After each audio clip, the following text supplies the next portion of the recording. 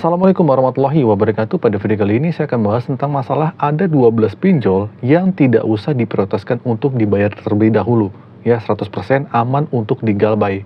Kenapa bisa begitu? Simak video ini sampai habis. Oke, sebelum kita masuk ke daftar yang sudah saya rinci, mari kita bahas terlebih dahulu berita yang menarik nih. Salah satunya adalah tentang paylater yang sudah mencapai jumlah 1,1 triliun. Nah, hal ini didominasi oleh generasi Z yang banyak menggunakan paylater. Namun sayangnya banyak dari mereka yang belum mampu membayarnya dan tidak sanggup untuk melunasinya. Nah, bagi generasi baru harap diperhatikan bahwa paylater ini akan masuk ke dalam slik OJK.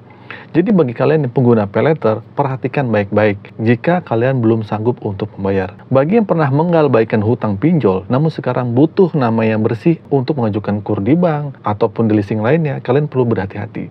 Pinjamannya nanti bisa berisiko jika tidak dipersiapkan dengan baik-baik. Perlu diingat untuk mengajukan pinjaman kur, pasti akan dilakukan oleh pemeriksaan di slik OJK. Nah, selanjutnya, terutama jika kalian mengajukan pinjaman di bank BUMN, perlu diingat bahwa setiap bank memiliki poin-poin tertentu yang mungkin dianggap wajar. Nah, jadi pertama-tama kalian tuh harus melunaskan hutang yang ada di slik OJK terlebih dahulu. Nah, dengan begitu kalian kemudian wajib meminta surat pelunasannya ke pihak pinjolnya. Jadi perlu diingat bahwa untuk yang masuk ke dalam slik OJK harus dilunaskan terlebih dahulu.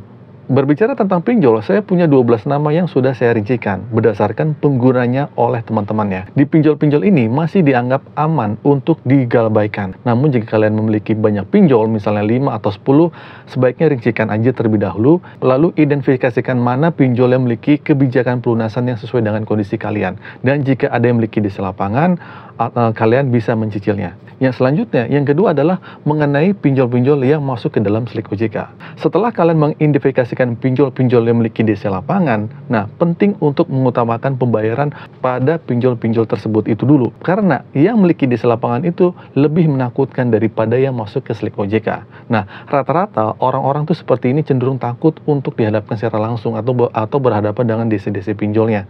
Beberapa alasan seperti mungkin kalian tuh sedang tinggal di rumah mertua gitu, terus mungkin kalian takut sama tetangga, terus sama istri atau sama saudara kanan kiri itu. Nah, mungkin alasan-alasan yang membuat seorang tuh lebih rentan secara mental karena malu ya. Jadi bagi yang merasa takut seperti itu, sebaiknya membuat daftar pinjol yang masuk ke dalam slik OJK atau pinjol-pinjol yang memiliki DC lapangan atau pinjol yang dianggap yang tidak aman ada di lapangannya. Nah, ada beberapa pinjol yang mungkin dapat kalian prioritaskan atau abaikan terlebih dahulu karena mereka tidak memiliki di lapangan atau jarang masuk ke slik OJK. Oke, langsung saja saya sebutin nih pinjolnya itu apa aja ya. Yang pertama adalah Bantu Saku, yang kedua adalah Ada Pundi, yang ketiga adalah Uangmi, yang keempat adalah Cairin, yang kelima itu Dana Bijak, yang keenam Kredit Pro, yang ketujuh itu Finplus, yang ke-8 itu Ivoji, yang ke-9 itu Monas, yang ke-10 Indosaku, yang ke-11 itu ada Cash Pro, dan yang terakhir yang ke-12 adalah Pundikas. Ya, jadi itu ya teman-teman ya, saya sebutin ada 12 pinjol yang nggak usah diprioritaskan untuk dibayar terlebih dahulu untuk kalian yang sedang gagal bayar pinjol. Karena tidak ada DC-nya dan tidak masuk slik OJK. Jadi aman untuk digalbaikan terlebih dahulu. Karena kenapa alasannya? Karena pinjol ini memang jarang, bahkan hampir tidak memiliki DC lapangan dan hampir belum juga masuk ke slik OJK. Jika jumlah hutangnya sampai 10 jutaan, kemungkinan besar sih bisa aja masuk slik OJK.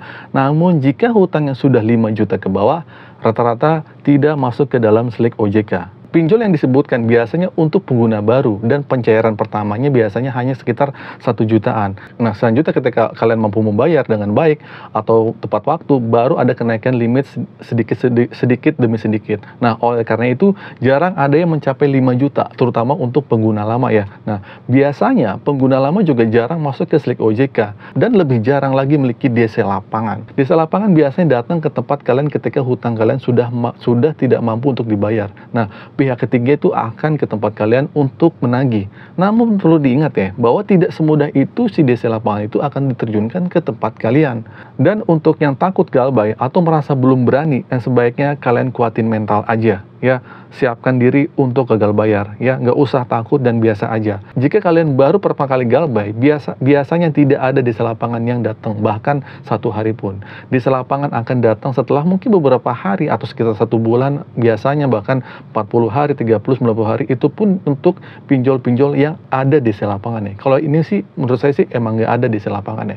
Jadi, tidak semudah itu desa lapangan datang, terutama jika kalian tinggal di daerah Jakarta yang belum memiliki desa lapangan. Nah, desa lapangan akan datang setelah beberapa waktu aja, bukan secara langsung ya teman-teman ya. Nah, jadi ingat ya teman-teman ya, untuk DC yang datang ke tempat kalian memang membutuhkan usaha yang tinggi, biaya yang tinggi, dan juga keberanian dari pihak penagih hutangnya ke rumah kalian. DC juga manusia dan memiliki keterbatasan, terlebih lagi datang ke tempat kalian yang juga melibatkan resiko ya. Bagi yang masih dalam kondisi galbay sampai hari ini, mungkin saatnya untuk melakukan evaluasi, ya, pertimbangkan opsi-opsi yang ada. Jangan terjebak dalam pola gali lubang, tutup lubang. Memaksakan diri dengan gaya tersebut tidak akan membantu keluar dari permasalahan pinjol.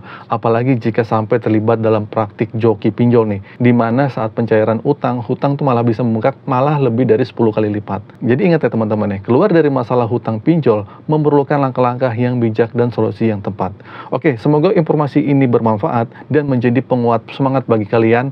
Akhir kata dari saya, Assalamualaikum warahmatullahi wabarakatuh.